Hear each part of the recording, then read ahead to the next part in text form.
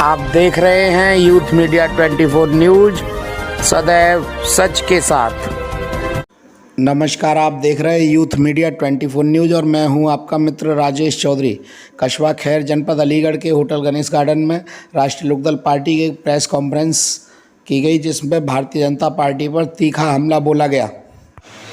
आज के इस कार्यक्रम की अध्यक्षता कर रहे परम आदरणीय अध्यक्ष जी, हमारे बीच में मुख्य अतिथि के रूप में SC ST से के राष्ट्रीय अध्यक्ष कनौजिया साहब, अशोक चौधरी साहब हमारे पार्टी में जुड़ रही है।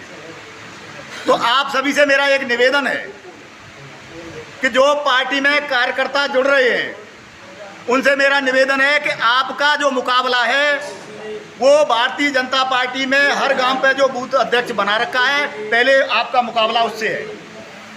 मैं बता दूं, मैंने अपने गांव में जो भारतीय जनता पार्टी के बूथ अध्यक्ष थे, बड़ा गांव है मेरा मजूपुर और 8 बूथ हैं वहां पर, मैंने 6 बूथ अध्यक्षों को भारतीय जनता पार्टी से हटाकर राष्ट्रीय लोकदल में जोड़ दिया है।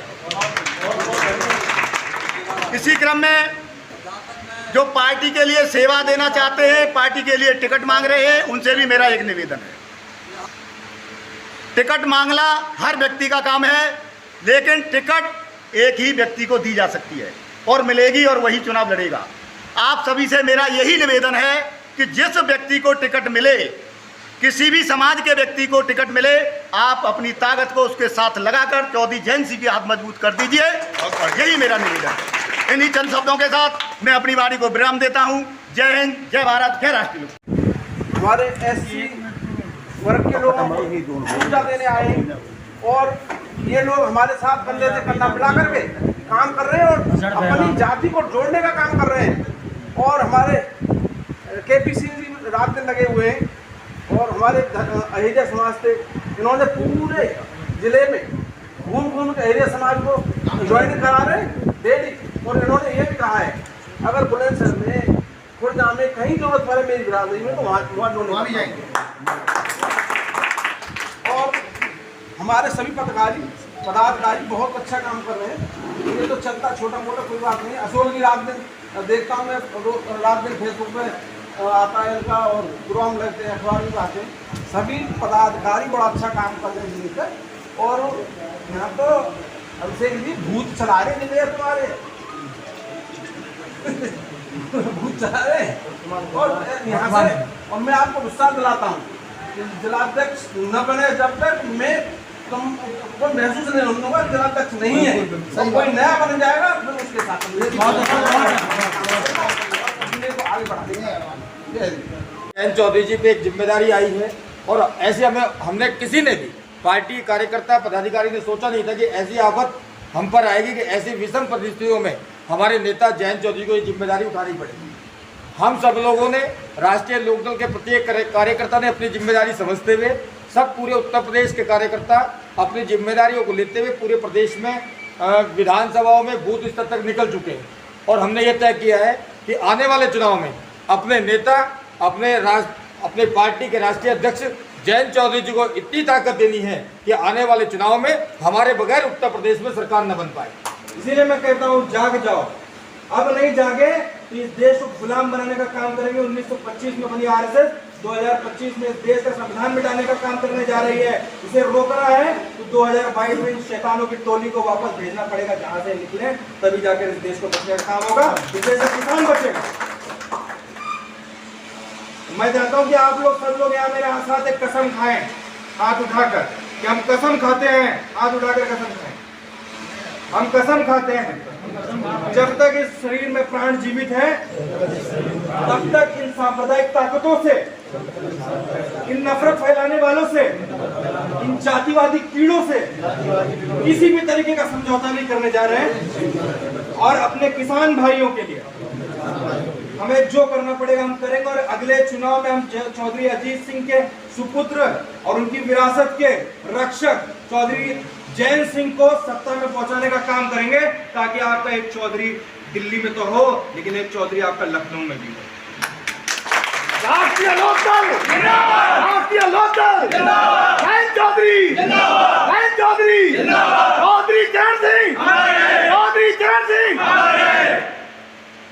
बाबा साहेब अम्बेडकर चाहते थे कि इस देश को जाति विहीन समाज बनाया जाए। इस देश के अंदर जातिवाद वो कीड़ा है जिसने सबको डसा। उससे बड़ा वायरस कोई नहीं है। कोरोना वायरस तो टिड्डू है, इतना छोटा सा वायरस है। सांप्रदायिक का वायरस, जातिवाद का वायरस, महिला विरोधी होने का वायरस। ये जो महिला विरोधी हैं, जो बलात्कारियों को बचाने के लिए यात्रा निकालते, तिरंगे जैसे अपने हमारे झंडे का अपमान करते हैं, ये सेंगर भाजपा का विधायक उन्नाव में हमारी बहन का बलात्कार करता है और उनके सम्मान में भारतीय जनता पार्टी को तिरंगा लेकर निकलते हैं। इतने शर्म की बात, इनकी जूतों से पिटाई होनी चाहिए।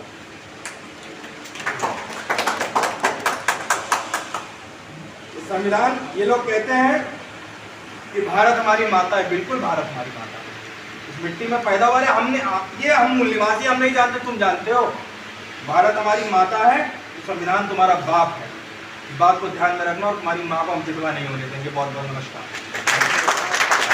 देखिए, राष्ट्रीय लोकदल अनुसूचित जाति जनजाति मोर्चा का आज ये बैठक हुआ, जिसमें लगभग पार्टी के सभी पदाधिकारी यहाँ मौजूद रहे। साथ ही साथ मेरे साथ जो प्रदेश प्रवक्ता है अभिषेक गुजर जी, ये भी साथ में मौजूद हैं। और यहाँ मुख्य उद्देश्य यही था कि हाथरस की बेटी, जो वाल्मीकि समुदाय की बेटी थी, जिसके साथ इतना विभत्स घटना हुआ, उसको लेकर समाज के साथ बात करना है कि उनके साथ किया हुआ वादा अभी तक सरकार ने पूरा नहीं किया है और किसी भी तरीके की सहूलियत, उनका परिवार आज राशन पे ज़िंदा है, उन्हें कोई नौकरी नहीं देता। तो ये साफ तौर पे जाहिर है कि भाजपा, आरएसएस और ये योगी आदित्यनाथ ये दलित पिछड़ों से इतनी नफरत करते हैं कि उनके अधिकारों को उन्हें देने में भी उनको शर्म आती है। और जिस प्रकार उसका अंतिम संस्कार किया पूरे प्रशासन ने, और हमारे राष्ट्रीय अध्यक्ष माननीय जयंत चौधरी जी के साथ जिस प्रकार का बर्ताव हुआ, वो कोई समाज भूला नहीं है। और यहाँ जितने भी लोग मौजूद हैं, उन सब यहाँ हिसाब लेंगे और जितनी लाठियाँ पड़ी, उन एक एक लाठियों का 1-1 लाख गुना हिसाब लिया जाएगा। और ये जितनी भी बैठक में आज सब समाज के लोग पहुँचे हुए हैं, ये सब समझ चुके हैं। खासतौर पर दलित पिछड़े समुदाय के लोग समझ चुके हैं, किसान के लोग समझ चुके हैं। 3 साल से गन्ने का जो MSP है वो बढ़ा नहीं है। 20-20 दिन तोलाई का लिए किसानों को वहाँ बैठना पड़ता है। इस तरीके के मामले, 14 दिन का वादा था कि उन्हें भुगतान किया जाएगा, लेकिन वो किसी तरीके का भुगतान हुआ नहीं। तो किसान परेशान है, किसानों को परेशान किया, बदनाम किया, उन्हें खालिस्तान से जोड़ने का काम किया। खुद पाकिस्तान जाते हैं बिरयानी खाने के, लेकिन इस देश का किसान जो इसी मिट्टी में पैदा होता है और इसी मिट्टी में मर जाता है, उसको देशद्रोही आतंकवादी बनाने का ये जो प्रयास कर रहे हैं, ये सब का हिसाब होने जा रहा है। और दलित पिछड़ों को खास तौर पर मैं कह देना चाहता हूँ कि जिस प्रकार बाबा साहब अम्बेडकर, चौधरी चरण सिंह या मैं मान्यवर कांशीराम जी की भी बात करूं कि जिस प्रकार का वो जाति विहीन समाज का बनाने का काम करते थे, आज उसको कोई पूरा करने का काम नहीं कर रहा है। जिस तरीके से बहन जी ने पार्टी को प्राइवेट लिमिटेड पार्टी बनाने का काम किया, आज दलित ठगा हुआ महसूस कर रहा है। चाहे वो कांग्रेस हो, चाहे वो बहुजन समाज पार्टी हो, बाकी भारतीय जनता पार्टी का तो इतिहास ही, उसका जन्म ही सिर्फ इसलिए हुआ है कि दलित पिछड़ों के ऊपर अत्याचार किया जाए और पूंजीपतियों के हाथ में इस देश को बेच दिया जाए। और जो भी दलित पिछड़ा, मैं इस बार चेतावनी देता हूँ कि आप लोगों ने अगर भाजपा को वोट दिया तो आपको पहली बात तो आपका बहिष्कार किया जाएगा और आपको गद्दार घोषित करके आपके साथ ना रोटी बेटी का संबंध होगा।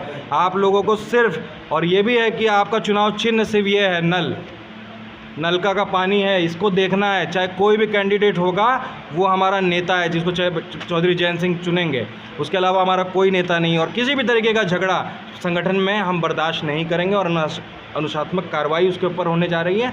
जो भी यहाँ दल बदल या पार्टी के अंदर ग्रुपिज्म का काम करेगा, तो हालांकि हमारे नए राष्ट्रीय अध्यक्ष आने के बाद से गजब की ऊर्जा कार्यकर्ताओं में देखने को मिलती है और सब एक दूसरे के साथ मिलकर काम करने का काम कर रहे हैं और सर्व समाज के लोग एक साथ होकर आज समाज को जोड़ने का काम कर रहे हैं। तो मुझे लगता है कि सत्ता परिवर्तन होने जा रहा है और बाबा को हम वापस गोरखपुर भेजेंगे, जहाँ बैठ के वो घंटा बजाते रहें 12 महीने।